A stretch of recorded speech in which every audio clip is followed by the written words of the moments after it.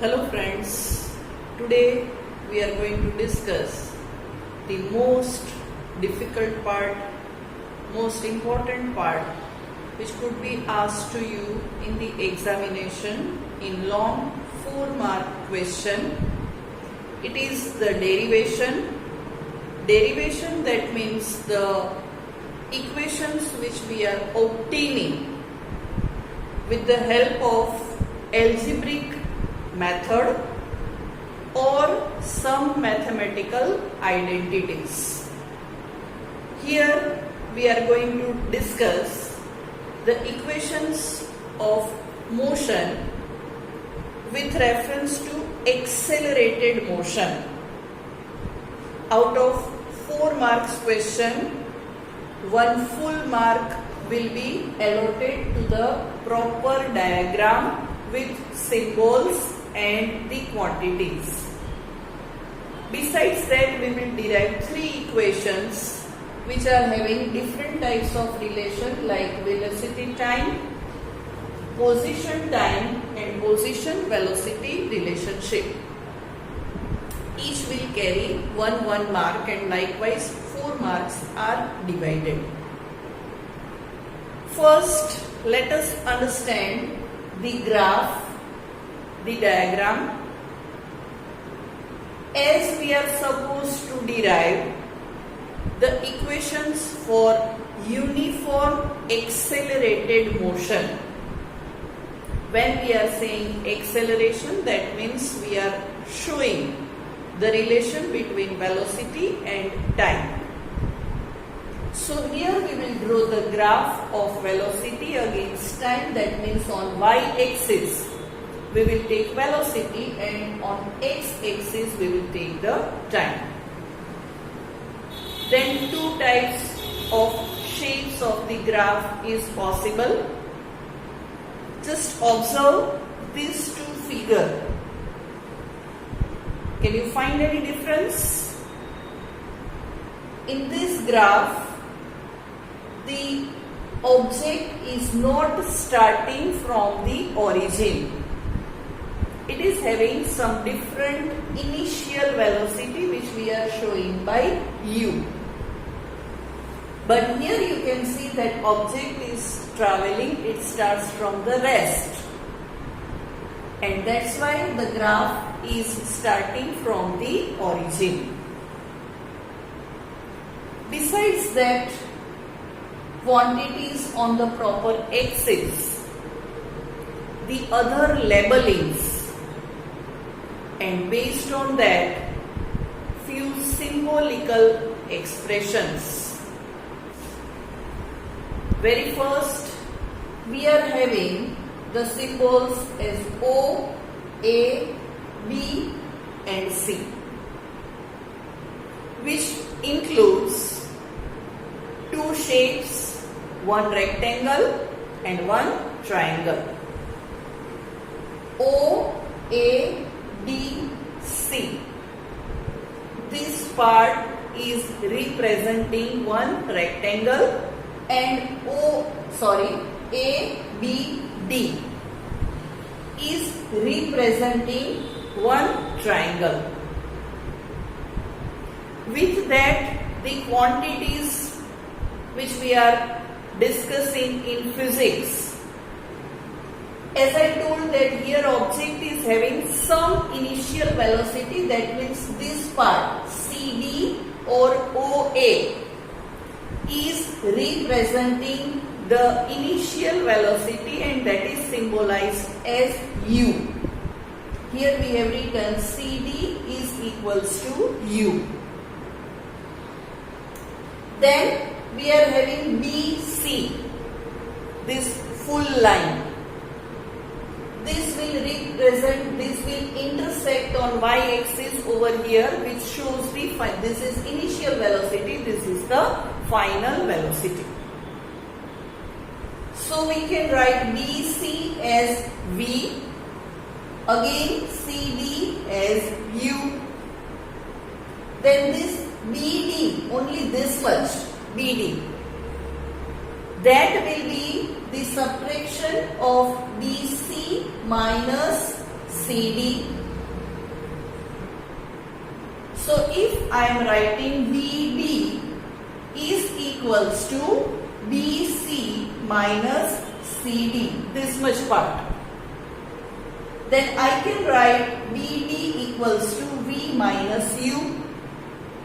That becomes our first expression. Then we are knowing this line OC, which is parallel to AD, that represent time. So this line gives time, this line gives time, this represents initial velocity u. This also represents the initial velocity u.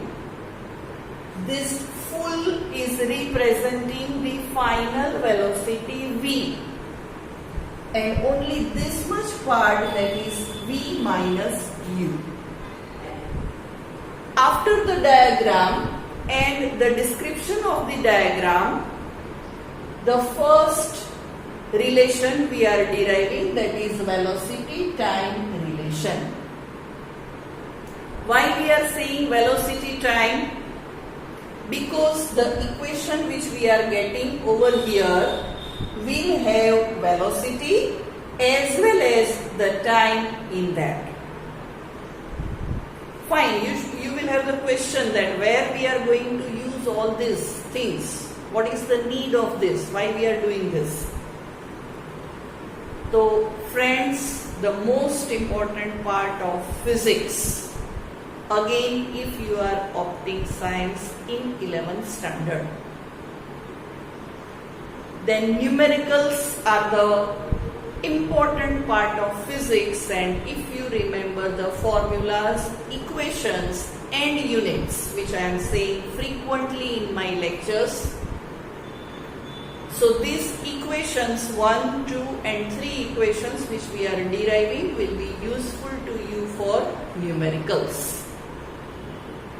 If you are having question why this many equations, only one equation is not enough? No. In practical life we are having different types of questions, different types of situations. Sometimes we know the time when we have started. We might be knowing the initial velocity, that means from rest, or we were already having some velocity. We are knowing the final velocity and we want to find out the acceleration. Here I had not used the word position or distance. But if I want to find out the distance, I am having initial velocity, I am having acceleration, I am having time. See that over here we don't have the symbol v. That means we least concern in this situation with final velocity. But if I want to find out distance, I know the final velocity, I know the initial velocity, but I don't know the time. So this equation is not going to help me. And I will need another equation. So I am having the third equation, which is having the relation between distance, final velocity, initial velocity and acceleration. There is no time in this equation. So likewise, whatever is the question we are having for numericals, accordingly we have to find out the question, the data, and what we are supposed to find. Based on that, we have to select the formula ourselves. And for getting the right formula, all the formulas must be clear in our mind. So please understand that derivation, that is as it is what we have written or what is given in the textbook. But for numericals, you are just concerning with the equations, and in that equation you have to substitute the values and you have to show the calculations. After this discussion, we are knowing that the formula, the word formula or symbolical formula you can use for that acceleration. We are doing all these things for acceleration. So we are starting with that acceleration is equals to change in velocity divided by time. Now here what is the change in velocity? We have started with u and we had finished at v. So change in velocity will be v minus u. So I can write change in velocity is equals to this part divided by this part. We have seen in the graphical presentation that velocity upon time. So I can write A equals to BD upon AD. BD represents V minus U from here. Substitute that value and AD. This line is representing time. So substitute T over here. This implies if I want to find out BD, then this implies BD is equals to A into T. This we will use later on. Again we are getting for AT is equals to BD is V minus U that we had mentioned earlier. And from this, if I am making this V as the subject, then I am getting V equals to U. I am taking on the other side of the equals to sign. So I am getting V equals to U plus AT. That becomes our first equation which shows the relation between velocity and time. Now for second equation, first of all remember the title, that is position time relation. For that, the distance travelled by the object, position represents distance. So the distance travelled by the object is S, and that is the area of this trapezium, which is having two parts, area of rectangle and area of the triangle. Substitute the symbols from the diagram first. Area of the rectangle, that is length into breadth, that is OA into OC in this graph. Triangle, that is symbolized as plus 1/2 AD into BD. From the formula of area of triangle, half into base into height. Now substitute the physical quantities. These are the mathematical formulas. Now we have to substitute the physical quantities in this. So OA represents U, initial velocity. OC represents time. Half remains as it is. AD is again parallel to OC. That's why we can write that also as T. And BD we have derived over here that it is representing the AT, that is acceleration into time. By simplifying this, we are getting T into T as AT square. So I am getting the relation S equals to UT plus half AT square. This is our second equation.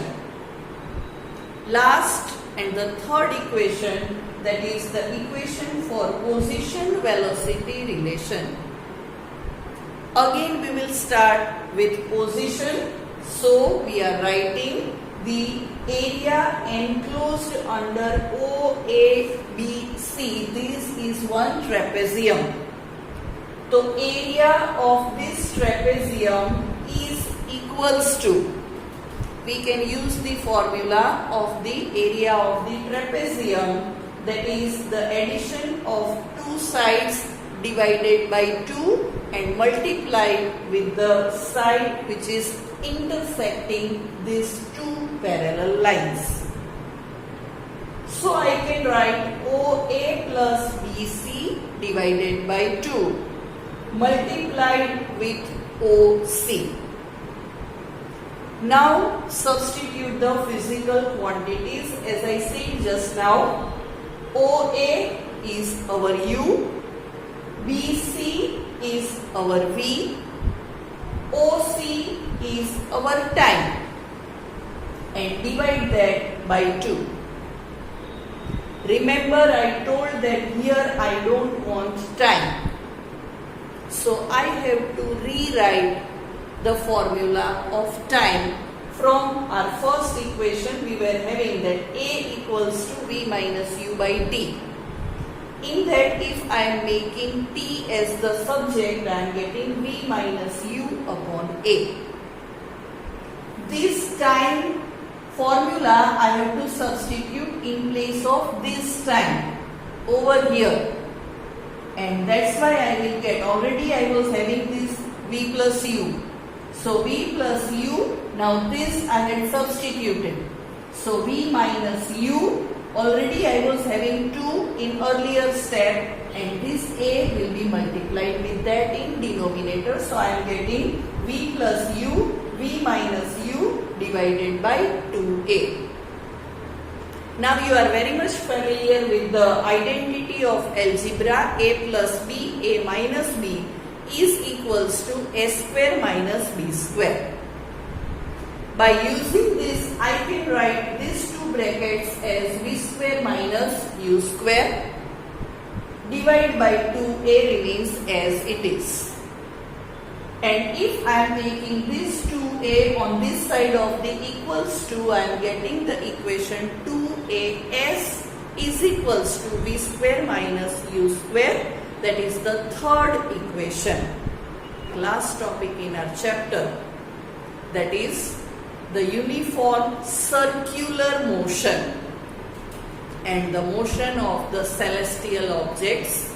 You can consider for that. And as the path is circular, it will have the circumference of 2 pi r, that is the distance.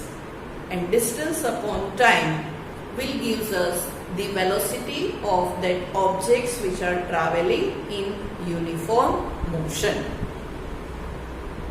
So from that last portion, just remember that one formula. Numericals are asked in exercise. There is last numerical based on that. So V equals to 2 pi r upon t gives us the velocity of the object which travels in uniform circular motion. Dear friends, in 7 lectures we had completed the chapter